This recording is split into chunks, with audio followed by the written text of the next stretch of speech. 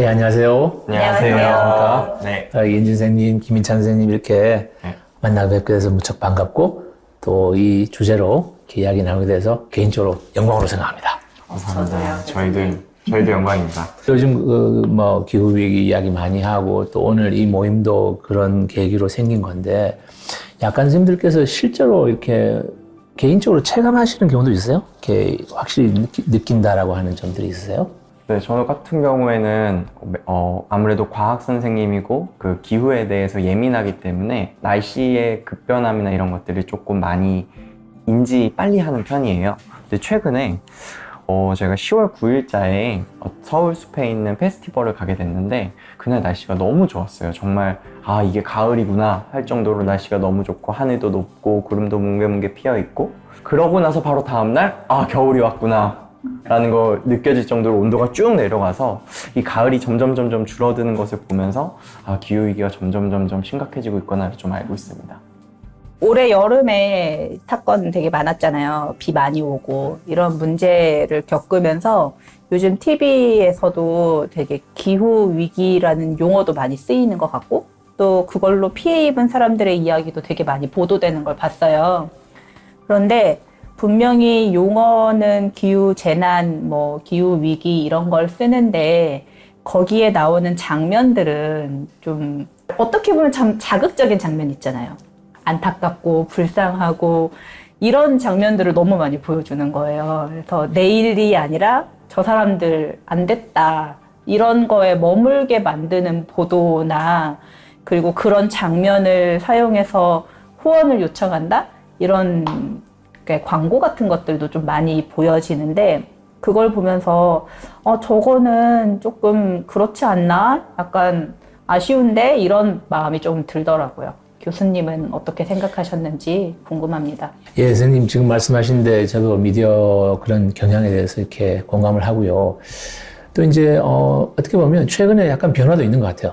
제가 이번 그 올여름 폭염 때 TV 뉴스에서 평균 29도였던 날에 쪽방촌의 지붕의 온도가 65도였다라고 하는 걸 이렇게 딱 대비를 해서 보여주면서 폭염 불평등이라고 하는 말을 쓰더라고요. 그래서 제가 이런 용어를 쓰기 시작한 것 자체가 하나의 또 변화일 수도 있겠다라는 느낌을 들었고 그와 연관해서 최근에 프랑스의 그 저널리스트 분들이 기후 위기를 보도하는 언론인들의 어떤 그 원칙이라고나 할까? 이런 선언을 하셨더라고요. 그래서 열 몇 개 포인트로 해서 이렇게 보도를 해야 된다. 또는 이 문제의 근원을 갖다가 파헤쳐야 된다. 불평등 문제를 갖다가 보도를 해야 된다. 또 우리가 언론인으로서 그다음에 언론사로서는 어떻게 행동하는 게 좋겠다. 이런 이야기까지 이렇게 하는 걸 제가 보면서 이런 거를 각계각층에서 교육계, 행정 또는 보건의료 모든 영역에서 자기 영역에서 할 수 있는 어떤 기후위기에 대처할 수 있는 어떤 일종의 준칙이라고나 할까? 일종의 결의 같은 걸 갖다가 한번 발표해 보는 것도 또는 학생들한테도 우리 학급에서 할 수 있는 기후위기에 대처할 수 있는 어떤 마음가짐 10가지 한번 만들어 보자. 이런 식의 리스트를 한번 리스트업 해보시는 것도 좋은 방법 같아요. 교수님과 선생님께서는 혹시 이번에 열린 기후정의 행동에 혹시 참여하셨나요? 참여하셨다면 어떤 것들을 조금 느끼셨는지 궁금합니다. 본의 아니게 그냥 이렇게 초대 말 이렇게 좀 보내달라고 해서 제가 보내드렸고 제가 초대하는 몇 명 여러분 중에 한 분으로 한 사람으로 들어가게 된 거죠. 근데 그날 갔을 때 제가 되게 열기도 참 좋았고 또 여러 구호들도 좋았고 근데 확실히 그냥 기후위기 대응이라기보다도 기후정의 행진이라고 하는 이 컨셉 자체가 너무 와닿는 거예요. 이 기후정의라고 하는 게 사실은 저스티스가 그 인권이니까. 그래서 굉장히 이 기후위기를 바라보는 어떤 시각 자체가 제가 보기에는 좋은 방향으로 가고 있다라고 하는 느낌을 확실히 받았습니다. 저도 갔었거든요, 교수님. 3년 전 대학로 때보다 진짜 몇 배 규모의 인원이 더 늘어나서 우선 그렇게 되게 많은 사람들이 같이 이렇게 으쌰으쌰 하는 그게 우선 되게 뭔가 약간 차오르는 느낌? 이렇게 마음이 이런 게 되게 좋았었던 게 하나가 있고 저희 중간에 다이인 퍼포먼스라고 기후위기 약간 상징적으로 인류의 멸망? 약간 좀 그런 것처럼 다이인 퍼포먼스가 있었어요.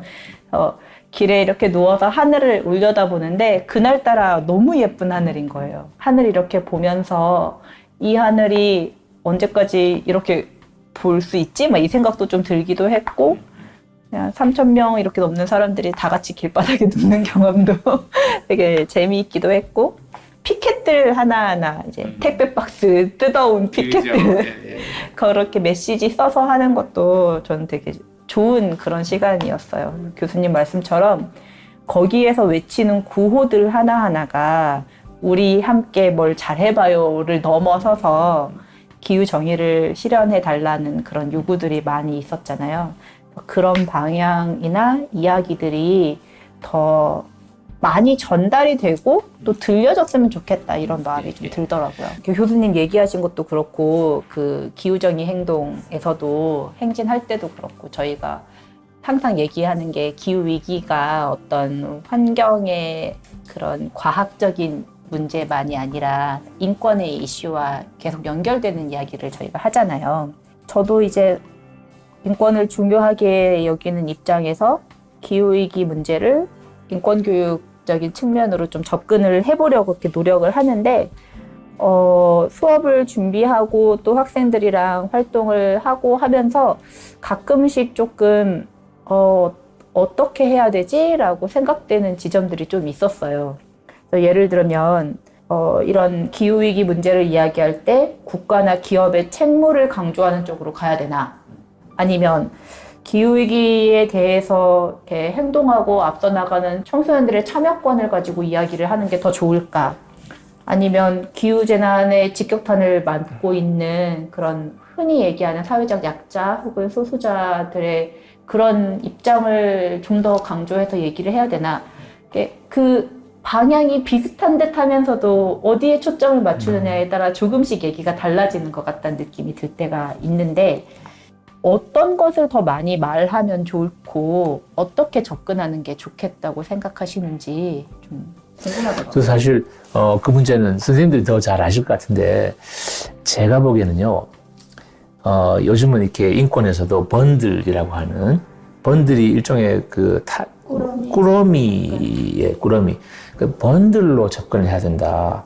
그러니까 똑같은 권리라도 개별적인 권한으로 분리시켜서 하나하나를 낱개로 설명하고 분석하고 예시하는 것보다는 하나의 번들로 해서 이 예를 들어서 기후위기에 대처하는 인권 번들이 있다면 지금 예를 드셨던 그런 식의 국가나 기업에 대한 책임을 묻는다라든지 이 기후행동을 하는 청소년들의 어떤 표현의 자유라든지 참여권을 강조할 것인지 또는 기후소송을 통한 일종의 어떤 자기의 이거 일종의 진정할 수 있는 권리잖아요. 이런 걸 강조할 것인지 이런 것들을 너무 우선순위를 너무 이렇게 민감하게 생각하지 마시고 번들로 함께 이렇게 얘기하는 게 좋겠다라고 하는 이야기를 많이 해요. 그래서 권리, 꾸러미 개념 같은 것도 요즘 많이 생기고 있습니다.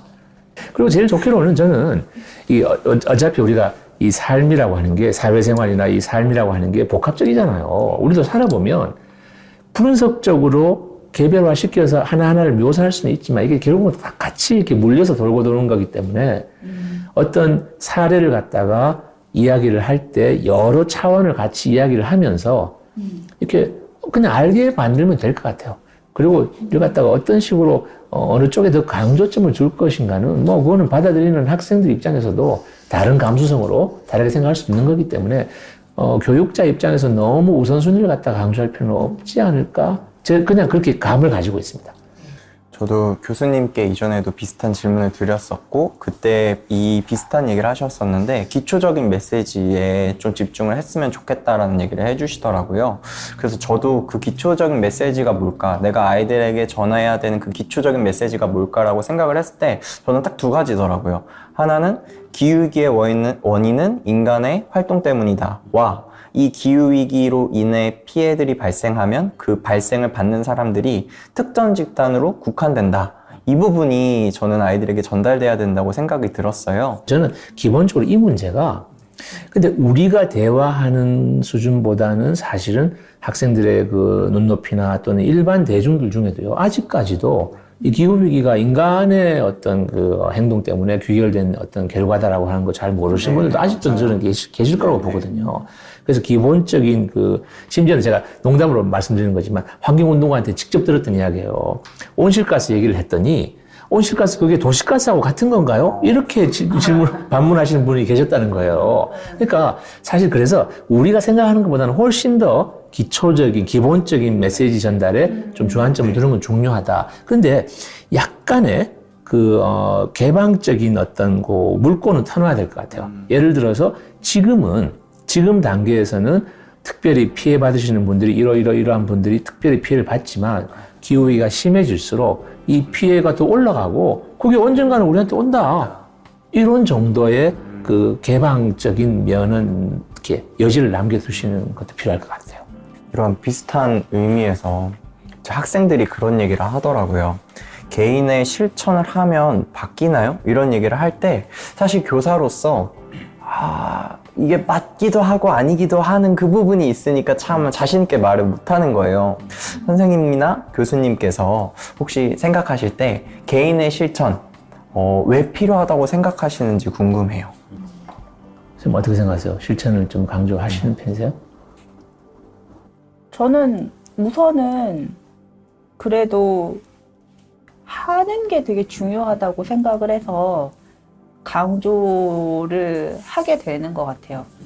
그래서 결국에는 아무리 이런저런 것들이 있어도 누군가가 그것을 의지적으로 삶의 모습을 만들어가지 않으면 또 다시 허물어지기 쉽잖아요. 그런 걸로 볼 때 특히 이제 아직 어린 어린이들을 가르치는 입장에서는 그걸 하나의 삶의 태도로 받아들이고 그렇게 익숙해지게 하는 게 되게 중요하다고 생각을 해서 그래도 우리가 앞으로 이 지구에서 살 날이 친구들한테 여러분이 오늘 살고 죽으실 건 아니잖아요. 그러면 앞으로 살 날이 한 60년, 70년쯤 되는데 60, 70년 동안 지구를 잘 아껴서 사용해야 되지 않을까요? 하면서 실천에 대한 얘기를 하게 되더라고요.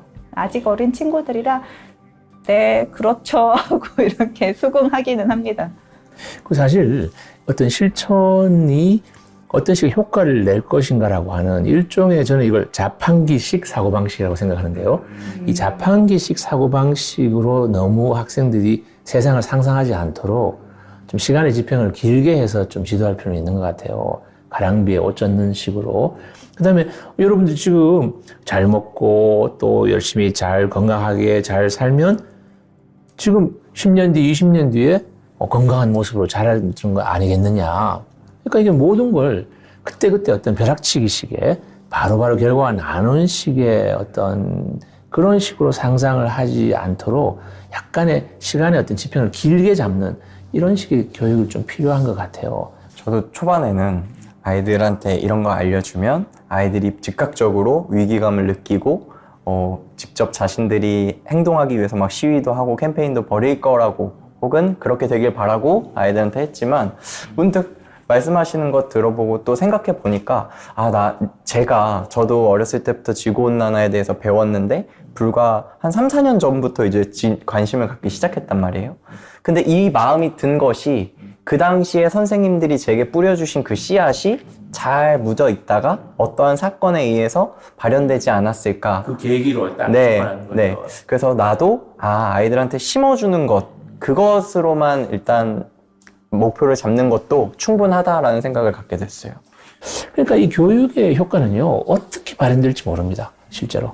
일단 씨앗을 뿌리는 건 중요한 것 같아요.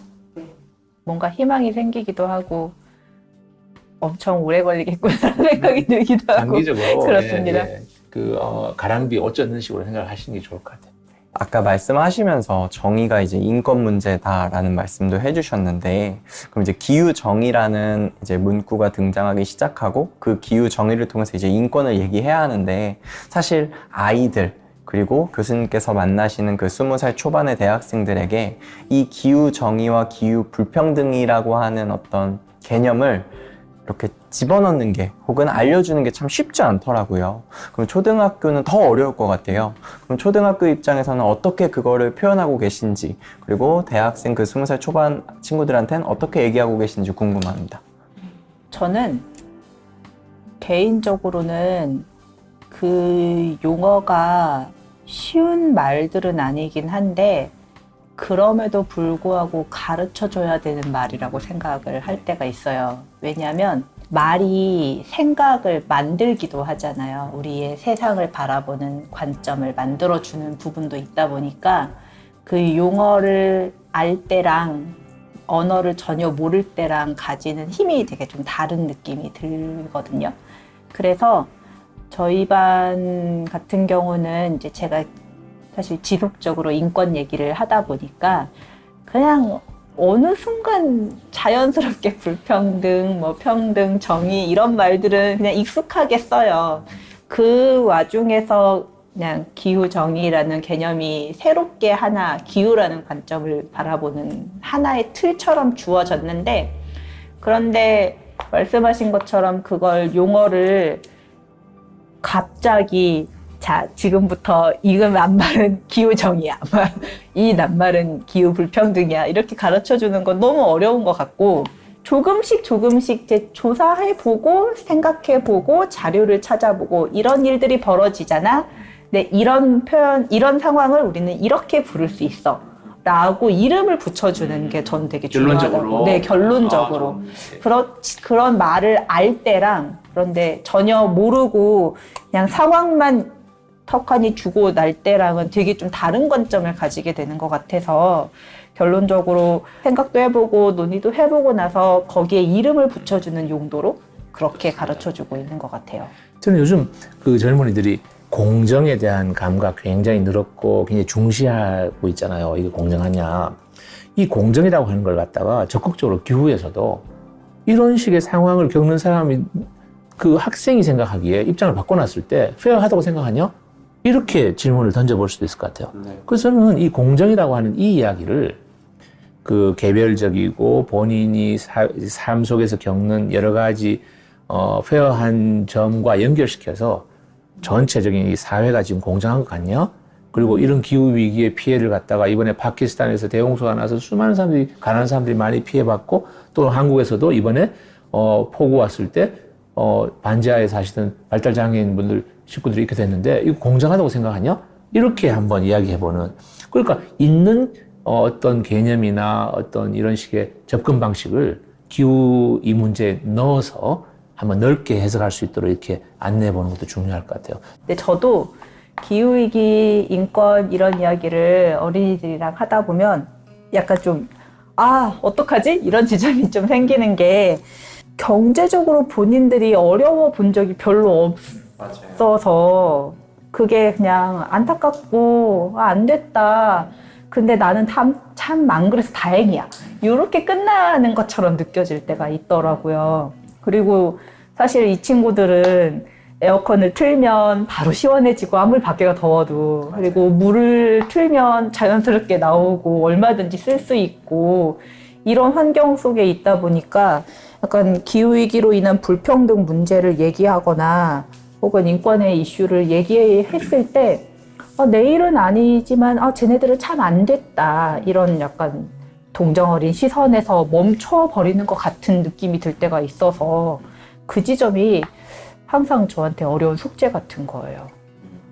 선생님은 안 그러셨는지 또 교수님은 그때 어떻게 이걸 이렇게 나가시는지가 좀 궁금하더라고요.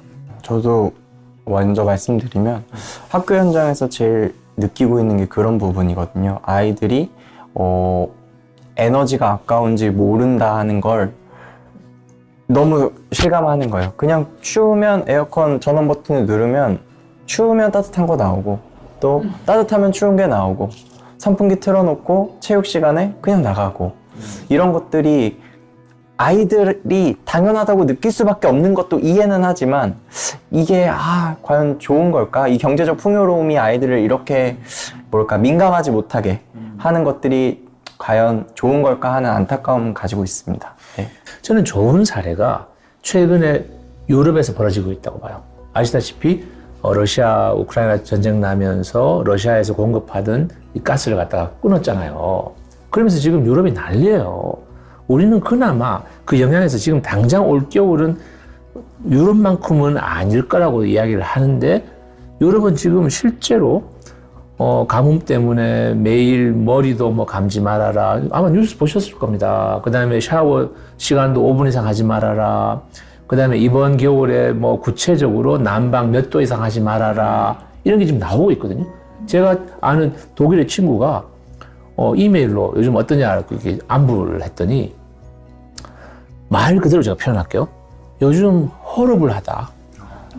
그 모든 게 과거에 당연히 그냥 추우면은 그냥 온도 올리고 쓰고 싶으면은 뭐 샤워 따뜻한 물로 뭐 10분, 20분 하고 싶은 대로 했던 시절이 이게 이렇게 풍요로웠던 사회가 이렇게까지 제한을 해야 되고 스스로 줄여야 되고 이런 거 허러블하다. 이렇게 표현 이제 이메일이 왔어요. 그래서 저는 학생들하고도 예를 들어서 시나리오로 상상의 어떤 스토리텔링을 한번 해보면 어떨까? 예를 들어서 겨울 난방을 낮춰야 되는 시절이 오면 어떻게 할 것 같으냐? 또는 매일 머리를 못 감을 정도의 가뭄이 와서 수돗물을 갖다 아껴야 되는 상황이 오면 어떻게 해야 될 것 같으냐? 그리고 실제로 여름에 에어컨을 갖다 펑펑 트는 게 지금은 마치 그냥 공기처럼 상식처럼 되어 있지만 만약에 그걸 갖다가 마음대로 못하는 시절이 오면 어떻게 될 것 같으냐라고 한번 상상해 보자라고 하는 식으로도 한번 계기교육 같은 거 한번 해보시면 좋을 것 같아요. 전 그리고 이런 식의 풍요의 시대는 그냥 당연히 뭐 언제든지 쓰고 싶을 때 펑펑 틀 수 있고 이런 시대는 이제는 저물고 있다라고 하는 것은 전 세계적인 추세입니다. 한국도 저는 지금 당장은 눈에 보이지 않을지 몰라도 저는 이게 조만간 이런 식의 구체적으로 아껴야 되는 시절이 저는 올 거라고 봐요. 이런 걸 미리 우리가 한번 일단은 시나리오 일단 상상으로도 한번 해봐라. 일종의 어떤 스토리텔링을 갖다가 이런 경우라면 어떻게 지낼 것 같으냐. 예를 들어서 실내 온도를 19도 이상 못 올리게 될 정도가 되면 어떻게 살아야 될까? 이렇게 한번 상상해 보도록 한번 상상의 이야기를 한번 해보시면 좋을 것 같아요. 요즘 듣다 보니까 저희 학교 현장에서 쓸만한 굉장히 많은 기후교육 소재들을 뭔가 아이디어를 다 가지고 계신 것 같아요. 예를 들면 아까 선언문 한번 만들어 본다던가 지금 시나리오를 한번 생각해 보자라는 것처럼 혹시 학교에서 이렇게 교육을 해줬으면 좋겠다 하는 기후교육 아이디어가 있으실까요? 제가 재직하고 있는 학교의 지역, 제가 있는 그 지역이 또 특별히 또 이 다문화 쪽 배경이 많은 지역이에요. 그래서 제가 실제로 그 지역 선생님들하고도 대화도 해봤고 한데 예를 들어서 다문화 배경을 가진 학생들이 반에 있다고 쳐요. 그러면 그 어머니나 아버지 그 외국에서 오신 분이 계실 거 아니에요. 그러면 이분들에게 어떻게든 예를 들어서 남아시아라든지 동남아시아에는 지금 기후 때문에 난리거든요. 이분들이 자기 고향에서는 지금 기후 위기가 어떤 식으로 지금 벌어지고 있는지, 가뭄이 오고 있는지, 폭염 때문에 어떻게 되고 있는지, 태풍 때문에 얼마나 피해가 왔는지 이런 이야기를 그 다문화 배경을 가진 아이의 어머니나 아버지가 직접 한번 이야기를 해줄 수 있는 이런 식의 기회를 한번 드린다거나 이렇게 되면은요, 그분들의 이야기를 통해서 세계 시민으로서의 느낌도 가질 수 있고, 와, 우리 반에 있는 다문화 배경을 가지고 있는 친구가 이런 식으로 해서 부모님한테 이렇게 이야기를 해줬어. 굉장히 새로운 어떤 충격적인 교육감을 받을 수 있을 것 같아요. 지금 반에 다문화 배경 학생이 있으세요? 네, 현재 있습니다. 네. 근데 말씀하신 것처럼 저희 주변에 있는 다문화권 학생들의 대부분이라고 해야 할까요? 대부분이라고 딱 단정 짓기는 어렵지만 아무래도 남아시아나 동남아시아 이런 지역에서 많이들 다문화 가정이 있으세요. 근데 그거랑 같이 겹쳐서 생각해보면 지금 탄소를 모두가 같이 줄여야 된다라고 말을 하고 있는데 사실 말씀하신 것처럼 그들이 더 많은 피해를 받고 있잖아요.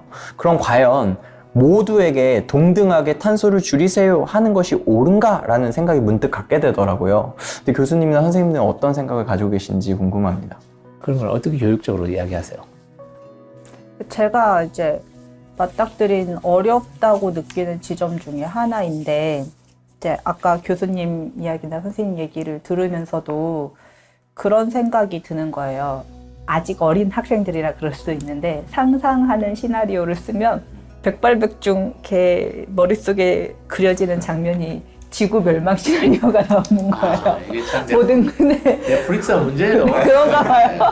그래서 뭐뭐뭐 하게 됐다. 모두가 같이 죽었다. 막 이런 시나리오. 근데 사실 물론 그런 이야기들을 바탕으로 왜 우리는 이런 생각을 하게 되었고 사실 이게 현실에서는 어떤 모습이 될 건지를 풀어나갈 수 있긴 한데 잘못하면 어쩌면 그게 그 지역, 그 동남아시아 등등의 그런 지역에 대한 편견을 더 강화시키게 되면 어떡하지? 라는 조금 약간의 고민이 되는 지점이 좀 있어서 그 부분을 잘 커버할 수 있는 방법이 뭘까? 교사가 어떻게 그런 상황들을 후속 조치, 후속 수업을 어떻게 끌고 가느냐의 문제가 되게 중요하겠다 이런 생각이 좀 드는 거는 있었고요.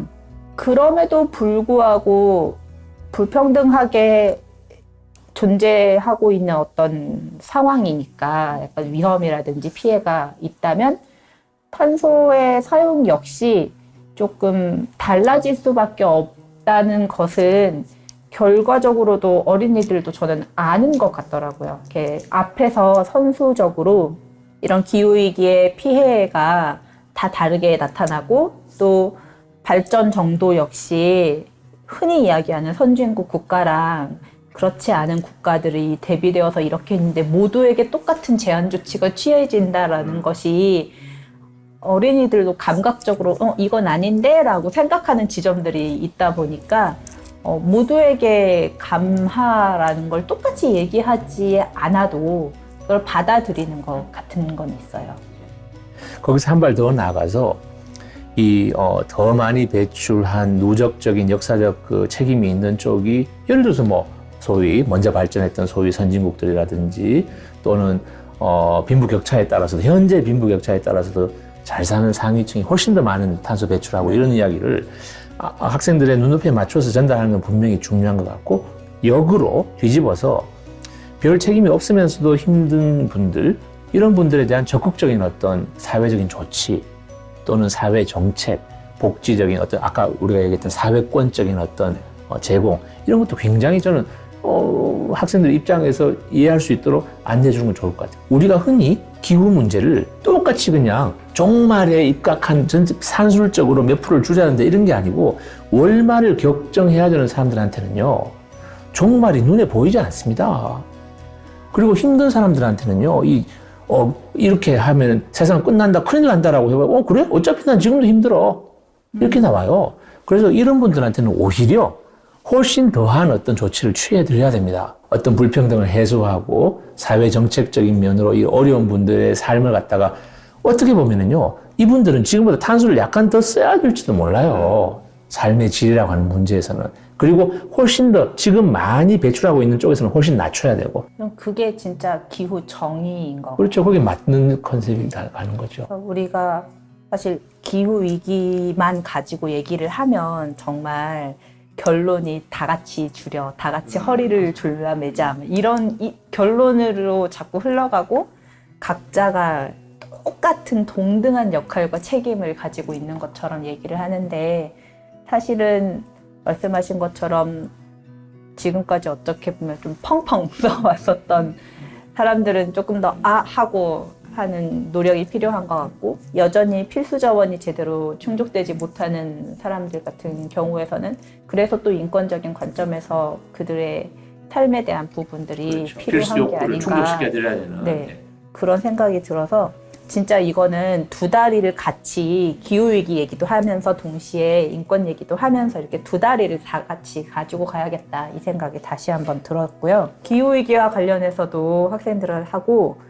국가나 기업의 책임을 묻는 그런 활동들을 하면서 사실 이런 편지 쓰기라든지 이런 책임을 촉구하는 그런 활동들을 해본 적이 있단 말이에요.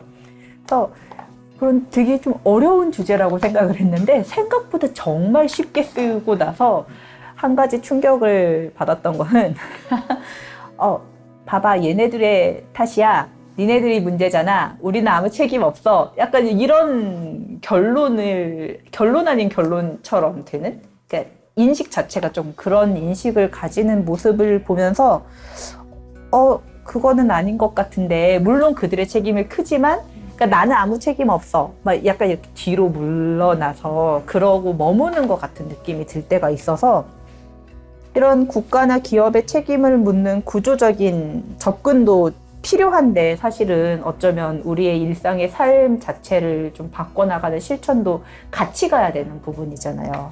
그래서 이걸 두 가지를 어떻게 조화를 이루어야 되지? 이런 고민이 좀 들 때가 있었어요. 구조적인 이야기를 할 때마다 봐봐 나는 아무 잘못이 없어. 약간 좀 이렇게 결론 나는 것 같은. 낮은 열매부터 따자라고 하는 이론이 있습니다. 그게 나무로 치면 과수원에 큰 어떤 사과나무를 한번 상상해 보세요. 그럼 사과나무에 사과들이 여러 개가 열려 있는데 이게 우리가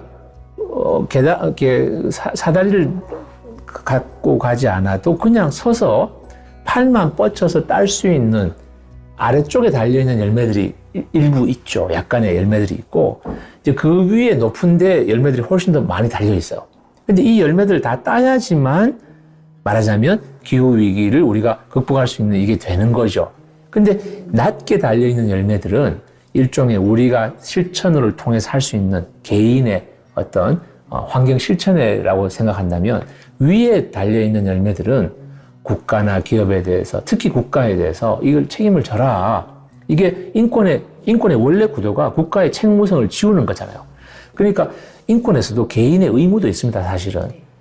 세계 인권선언 29조에 나오는 것처럼 모든 사람은 자기가 속해 있는 공동체의 한 인간으로서 의무가 있다라고 하는 이때 의무는 법적인 의무라기보다는 도덕적인 의무를 얘기하는 거거든요. 그래서 저는 텀블러 쓰자, 분리수거하자, 한 등이라도 더 끄자, 그 다음에 또 플라스틱 줄이자라고 하는 게 일종의 도덕적인 의무로서 환경 착한 실천으로서 얘기하는 것이고 그 높이 달려있는 높은 열매들에 대해서는 국가의 책무로서 이야기하는 그러면서 자 봐라 우리가 할 수 있는 낮게 달린 열매들을 우리가 따야 되는 건 당연한데 위의 열매도 같이 따는 것이지 예를 들어서 위에 열매만 따면 돼요. 낮은 우리가 할 수 있는 낮게 달린 열매는 우리 일이 아니에요라고 할 수는 없는 거잖아요.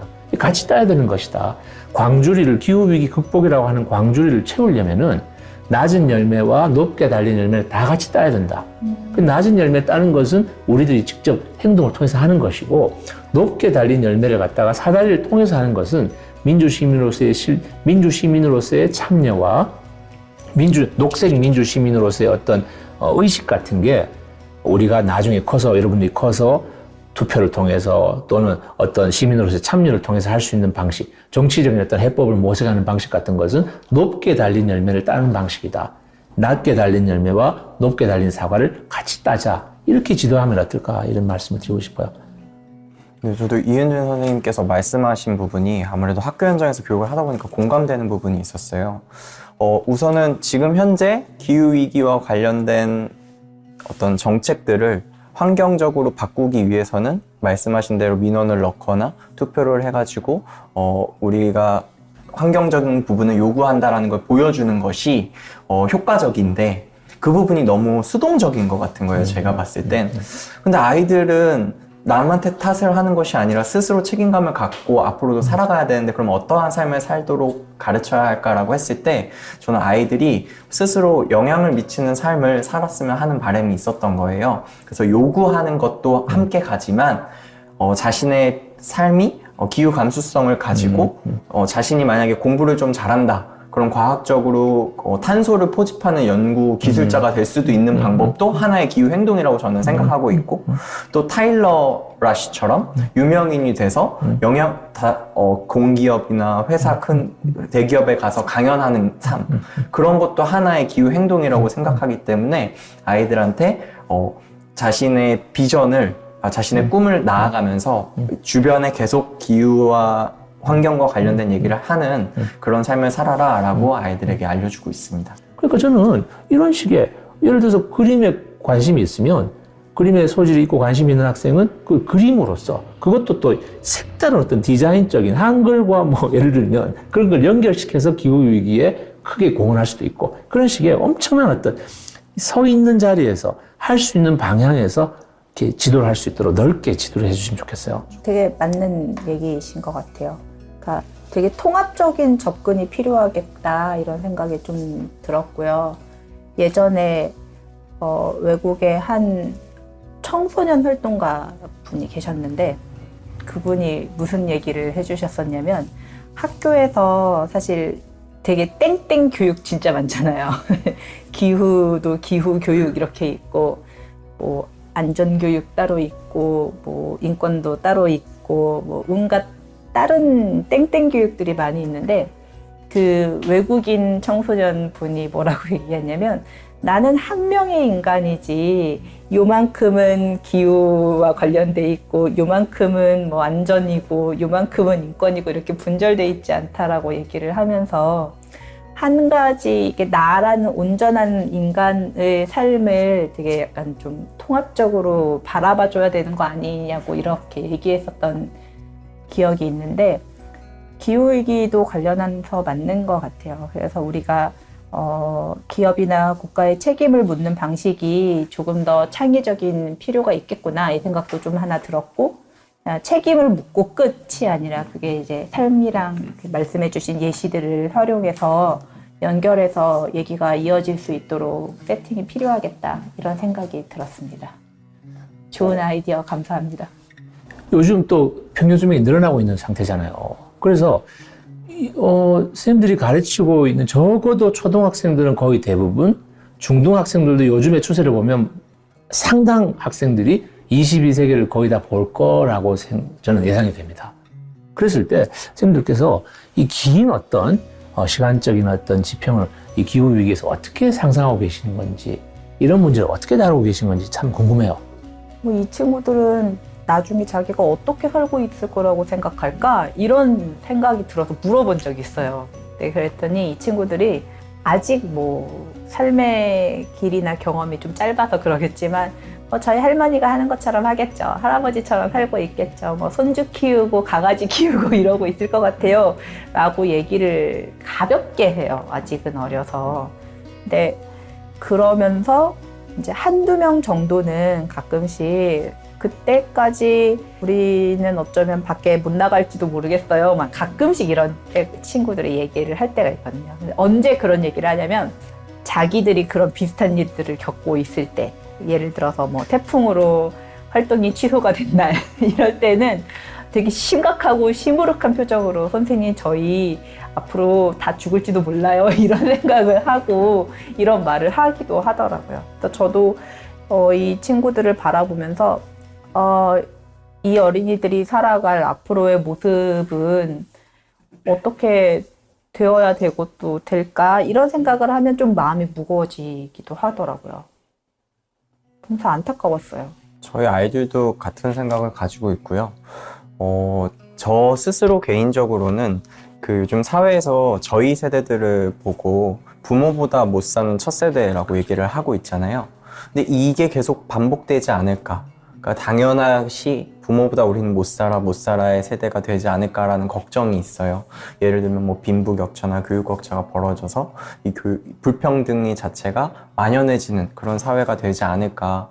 오히려 그게 더 무섭더라고요. 차라리 인류 멸망한다면 그게 다 같이 없어지는 거니까 뭔가 평등할 것 같은데 그게 불평등이 만연해지고 거기에 패배감이 학습되고 이럴까 봐 사실 더 걱정이 큽니다.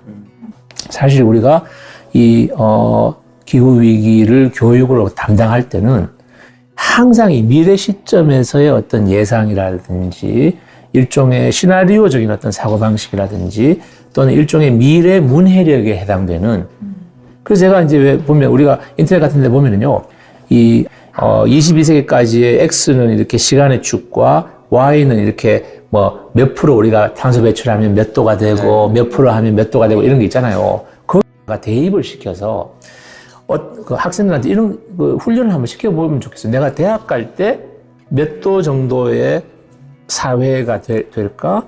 내가 취업할 때, 내가 정년 퇴직할 때, 내가 결혼할 시점에서 또는 내 손자가 이렇게 태어날 시점에서 또는 내가 뭐 몇 세가 됐을 때 어느 정도의 세상이면 내가 행복할까 또는 굉장히 어려워질까 이런 것도 한번 미래 문해력이라고 하는 관점에서 한번 생각해 볼 수 있는 이렇게 상상을 해서 토론을 해보는 것 자체가 이걸 갖다 미래를 생각해야 되겠네? 이런 식의 교육이 될 거라고 저는 봐요. 물론 이것도 잘못하면 너무 또 이렇게 뭐라 할까 겁주고 나의 미래가 없네, 막혔네, 이렇게. 그러니까 굉장히 조심스럽게 균형을 맞춰야 될 것 같아요. 좋은 뜻으로 해도 또 이게 잘못 전달되면 기죽이는 식의 이런 교육이 되면 우리가 바라는 게 아니니까.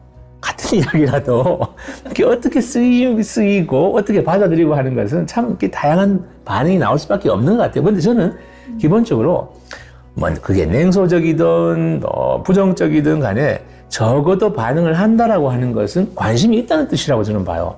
그게 하나의 교육적인 단초는 될 수 있다고 봐요. 아예 나는 그쪽으로 관심 없어, 그런 이야기 듣고 싶지도 않아요 라고 하는 것보다는 그나마 시니컬하게라도 반응하는 것이 대화를 물꼬를 틀 수 있는 하나의 계기가 될 수 있다고 저는 생각합니다. 제가 너무 낙관적인가요? 아니, 필요한 것 같아요. 네. 그렇지 않으면 지탱해 나가기가 힘들어요. 부분인 네. 것 같아요. 이제 꼭 기후 위기가 아니더라도 이제 인권 교육을 계속 해왔었던 입장에서 제가 느꼈었던 거는 나이에 따라 또 받아들이는 지점이 다른 것 같은데, 어린이들한테 뭔가 그런 지구를 구할 혹은 뭐 영웅적인 어떤 이런 이야기가 되게 버겁게 들리나 보더라고요. 흔히 되게 뭔가 앞서서 선도적인 무엇인가를 한 분들의 이야기를 저희가 사례처럼 보여주기도 하잖아요. 기후위기 활동가 청소년 얘기들도 보여줄 때도 있고 뭐 이렇게 얘기를 했는데 한 어린이가 이런 말을 했었어요. 그러니까 되게 솔직한 저는 그 친구의 표현이라고 생각했는데 저는 저렇게 못할 것 같아요. 이런 얘기를 하기도 하더라고요. 그러니까 대단하고 필요한데 저는 저렇게는 못 살 것 같아요. 이런 얘기를 하는 걸 보면서 그때부터 이제 제가 기후도 그렇고 인권 이야기를 할 때도 포커스를 맞추고 또 중요하게 생각하는 지점은 되게 평범한 누군가가 해오는 아주 작은 벽돌을 쌓는 것? 이게 저는 되게 핵심이라고 생각이 좀 들 때가 있어요. 그래서 평범한 우리가 아주 작은 주춧돌, 작은 돌 하나를 얹어 놓았을 때 그게 모여져서 만들어내는 되게 크고 특별한 변화가 생긴다는 얘기를 저는 어린이들한테도 하고, 또 제가 교육 활동을 할 때도 그래서 되게 거창하고 큰 이야기랑 함께 그런 쪽으로 조금 더 포커스를 맞춰야겠다 이런 생각을 할 때가 있더라고요. 저는 저렇게는 못하겠어요 라는 말이 나오지 않았으면 하는 게 저는 있어요. 기후위기 때문에 이제 22세기의 모습이 좀 암울하게 느껴지기도 하지만 그래도 어쨌든 계속 살아가는 거잖아요. 계속 살아가면 또 우리가 이거를 그냥 될 대로 되라 이렇게 둘 수는 없으니까, 교수님. 그래서 뭔가 해결을 하기 위해서 우리의 삶도 좀 바꿔야 된다 이런 얘기도 많이 하고 이런 얘기를 하는데, 아직 어린 친구들이라서 그런지요. 좀 덜 쓰고 덜 소비하고 좀 그런 삶의 모델들을 보여주거나 얘기를 할 때 약간 좀 그거를 나는 저렇게 하고 싶지 않은데 그렇게 살고 싶지는 않아요 이런 반응을 보이는 친구들이 있는 거예요. 예를 들면 미래에 자기가 어떻게 살지를 한번 상상해 봅시다 라고 얘기했을 때 더 큰 집을 갖고 싶고 더 좋은 차를 갖고 싶고 여행도 많이 다니고 싶고 막 풍요롭게 사는 것을 당연한 값으로 딱 두고 있는데, 그 속에서 우리가 조금 더 지구 환경 미래를 위해서 조금 더 덜 쓰고 덜 소비하고 이런 삶을 보여주었을 때 뜨뜻미지근한 그런 반응이 나타나면 좀 곤란하고 어떡하지? 이게 좀 더 매력적일 수는 없을까? 그런 고민을 하게 되더라고요. 교수님께서는 또 선생님은 어떤 생각이실까요? 저도 아이들한테 얘기하는 것 중에 하나가 우리가 꼭 그만큼이 필요할까라는 얘기를 항상 하거든요. 옷을 사든 밥을 먹든 항상 아이들이 잔반 같은 거 남기는 거 보면서 자기가 원하는 만큼 분명히 받으라고 얘기를 하지만 실제로 아이들은 정말 많은 양을 받고 많이 버리잖아요. 그러면 우리가 이거를 또 처리하는 데 있어서 환경적인 문제가 발생하고, 그래서 우리가 이렇게 자신이 살아갈 수 있을 최소한만 가지고 가는 삶의 문화가 정착되지 않을까라는 얘기를 뭐 종례나 조종례 시간에 저는 가끔씩 하고 있습니다. 그런 부분에 있어서. 네. 사실 참 이렇게 전달하기 힘든 부분이기도 해요.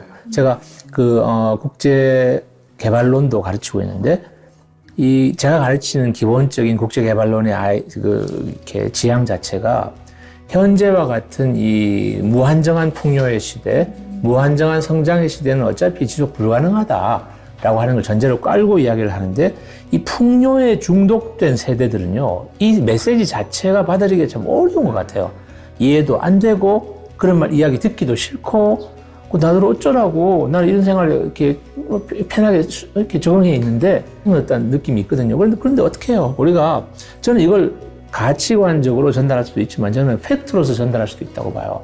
예를 들어서 아까 제가 유럽 이야기도 제가 꺼냈지만 과거에는 기본값으로 생각하던 뭐 물, 전기, 난방 마음대로 쓰고 필요할 때 막 이렇게 버튼만 누르면 다 제공이 되고 이런 삶이 이제는 좀 어려운 시기가 온다. 이런 식의 여러 가지에서 사회적인 어떤 기본값이 자꾸 이렇게 덜 안정스러운 세상으로 온다라고 하는 것은 나와 있는 팩트들을 갖다가 이야기를 해주는 건 중요하다고 생각해요. 아이들에게 이제 기후 학교 현장에서 교육하시는 선생님들이 현재 지금 개인의 실천 부분에 많이 포커싱을 두는 분들이 많이 계세요. 그럼 그 개인의 실천을 넘어서 무언가를 목표로 삼았으면 하는 바람이 교사로서 있는데 혹시 그 목표로 삼을 무언가를 제시해 주실 수 있는지 그건 궁금합니다. 혹시 이에 대한 의견이 있으신지. 사실 저는 이제 이런 비유를 쓰곤 합니다. 두 고개를 넘어야 된다.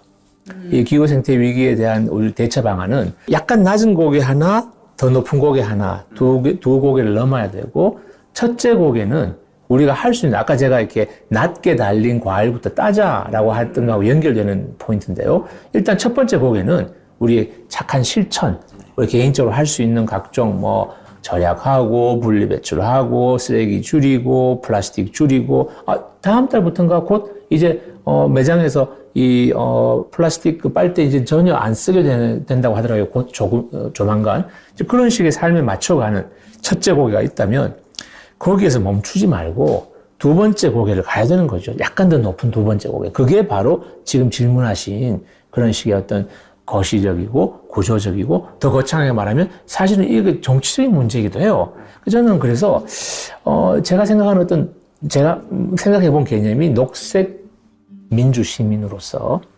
민주시민으로서의 어떤 생각과 이 민주시민이라고 하는 게 기본적으로 내가 공동체에 대해서 한 사람의 시민으로서 나의 작은 결정과 참여와 발언과 행동이 전체 이런 게 모여서 전체 공동체를 바꿔나갈 수 있다라고 하는 하나의 사명감, 책임감, 의무감, 자부심 이런 거잖아요. 민주시민으로서의 그런 기본적 그리고 잘못됐을 때는 국가에 대해서 책임을 물을 수 있는 요구할 수 있는 아까 선생님 말씀하셨던 그런 인간이 되면서 플러스 녹색 여기에다가 녹색이라고 하는 가치를 확 넣어가지고 지금 우리가 얘기하고 있는 이 기후 생태라고 하는 이런 관점에다가 민주시민 이걸 갖다가 합치는 게 중요하다. 그리고 더 나가면 세계 시민교육하고도 연결될 수 있을 것 같다.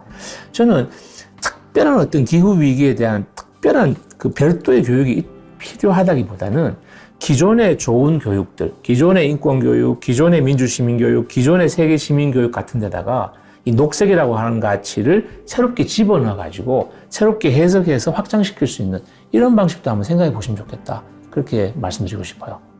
저도 개인적으로 인권 공부 오래 했지만 제가 젊었을 때 인권 공부할 때는 이 녹색, 환경 이런 쪽하고 인권 연결성을 한 번도 제가 상상해 본 적 없었거든요. 한 10여 년 전에 우연한 어떤 계기로 이런 쪽으로 공부를 시작했는데 근데 하나 포지티브한 것은요. 이 녹색적인 이야기를 생각을 하고 약간 고민을 시작해 보니까 이게 굉장히 빨리 제 자신이 변하게 되는 걸 느꼈어요. 이 인식 자체가 맞아. 내가 이걸 지금까지 왜 몰랐나? 그러면서 이제 완전히 그냥 여기에 이렇게 일종의 필이 꽂힌다고나 할까? 이런 식의 어떤 게 저는 이런 식의 변화가 잘만 인도하면 학생들한테도 있을 수 있다고 봐요. 듣고 보니까 교수님 제가 되게 맞아 그러네 라고 느끼는 게 뭐냐면 제가 저희 반 친구들이랑 이제 인권 관련해서 여러 가지 활동들을 하면 사실 여러 가지 권리의 목록들이 적힌 카드를 쭉 늘어놓고 우리가 현재 살아갈 때 그리고 뭐 앞으로 꼭 필요하다고 생각되는 권리들을 이제 한 대여섯 가지로 이렇게 추려보게 하거든요. 이게 모두가 다 필요한 권리지만 가장 와닿는 게 뭐냐고 이렇게 꼽아보게 하는데 그때 최근 들어서 느껴지는 변화 중에 하나가 예전에 처음 제가 한 10여 년 전에 인권 수업을 처음 시작할 때는 별로 없었다가 요즘 들어서 학생들이 깨끗한 환경에서 살 권리 카드를 고르더라고요. 근데 생각해보니 왜 골랐어요? 라고 물어봤을 때 미세먼지 때문에 체육을 못해요. 뭐 자꾸 이렇게 해서 요즘은 또 코로나 있고 그러니까 코로나로 계속 마스크 써요. 막 이런 이야기들을 네, 아토피 이런 것도 얘기를 하고 그러면서 이 친구들이 체감하고 있는 건 많이 달라졌구나 이런 생각을 했었어요. 그러면 이제 마지막 질문인 것 같은데요. 앞으로 우리가 다가올 기후재난 시대에서 우리 인간은 앞으로 어떠한 인간으로 살아가야 할까라는 질문을 한번 던져보고 싶어요. 환경에 대한 또 평소에 학교에서 과학이나 자연계열 선생님들이 하셨던 이 기후 생태 교육에 대한 환경적인 접근에서 그거 하시면서 저는 거기에다가 굉장히 강력하게 사회적이고 인권적인 차원이 같이 들어가면 좋겠다라고 하는 말씀을 한 번 더 드리고 그게 이제 고개로 치면 두 번째 고개에 해당되는 거죠. 거기에서 이 문제가 단순한 어떤 그 환경의 문제가 아니라 사람이 그것도 특별한 어떤 집단들이 만들어낸 인위적인 재난이구나. 그리고 이게 굉장히 unfair하게 어려운 사람들에게 더 어렵게 만드는 어떤 그런 불공정한 일이구나. 그리고 이 문제를 갖다가 국가가 책임져야 되는 어떤 문제구나 라고 하는 기본적인 메시지만 이렇게 확실하게 각인돼도 저는 이 기후위기를 인권으로 접근하는 교육 목표 90%가 저는 달성될 수 있다고 봐요. 그것과 연관시켜서 보면 실천하는 사람을 키우시면서 동시에 지금보다는 더 어려워질, 중간에 제가 한 말씀 드리면요. 이게 약간 희망의 메시지인데 세상 망하지 않습니다. 그렇게 완전히 무슨 할리우드 영화처럼 그렇게 재난 영화처럼 망하지는 않는데 지금보다는 팍팍해질 거예요. 그리고 지금보다 더 어려워지는 사람들도 더 많아질 텐데 이런 세상일수록 저는 각자 도생, 몇 프로 잘난 사람들만 꼭대기에서 그냥 살면 되고 나머지는 많은 사람들이 루저로 남는 세상, 이것은 저는 바람직하지 않다고 봅니다. 그래서 어쨌든 협동하고 연대하고 이렇게 같이 손잡고 이 위기를 갖다 이렇게 걸어 나갈 수 있는 이런 사람들을 가르치는 이런 식의 굉장히 고전적이고 굉장히 다 아는 이야기지만 한 번 더 그게 중요한 시대가 정말 됐다라고 하는 말씀을 드리고 싶어요. 교수님, 저희 종례 좀 해주십시오. 종례요? 꼭 저한테 이렇게 차례가 오는군요. 제 생각에 제가 전 세계 상황을 다 아는 건 아니지만 기후위기와 관련한 교육 움직임도 있고 교육 자료 개발도 있고 또 이런 것만 전담하는 교육기관이나 싱크탱크들도 생기고 있거든요. 그런데 제 느낌에 기후위기와 인권을 연결시켜서 이런 식으로 교육 자료를 개발한다든지 교육을 시작한다든지 하는 것은 전 세계적으로도 희귀한 케이스라고 생각해요. 그러니까 이런 식의 그 움직임 자체가 굉장히 앞에 있는 겁니다. 그래서 이런 그 대담을 갖다가 지금 시청하시는 선생님들께서도 선생님들 수업에서 하시는 이런 식의 움직임, 기후위기와 인권을 연결시켜서 뭔가를 해보겠다라고 하는 그 자체가 전 세계적으로 앞서서 하시는 것이다. 다시 말해서 선례가 잘 없고 어떤 모방할 수 있는 케이스가 있는 게 아니에요. 우리들이 그냥 해보는 거예요. 창의적으로 해보고 시행착오를 통해서 더 효과적인 것도 우리가 같이 나눌 수도 있고 이런 제2, 제3의 이런 식의 교재가 또 다음에 또 만들어질 수도 있는 것이고 그걸 통해서 저는 일종의 진화할 수 있는 기후위기 인권 교육의 어떤 앞으로 미래상을 갖다가 함께 고민해 보시면 좋겠다. 그 첨단에서 같이 행진하고 있는 같은 동료들이고 같은 우리 동지들이다. 이런 생각을 가지시고 같이 힘을 합쳐주시면 좋겠습니다. 알겠습니다. 네, 알겠습니다. 감사합니다.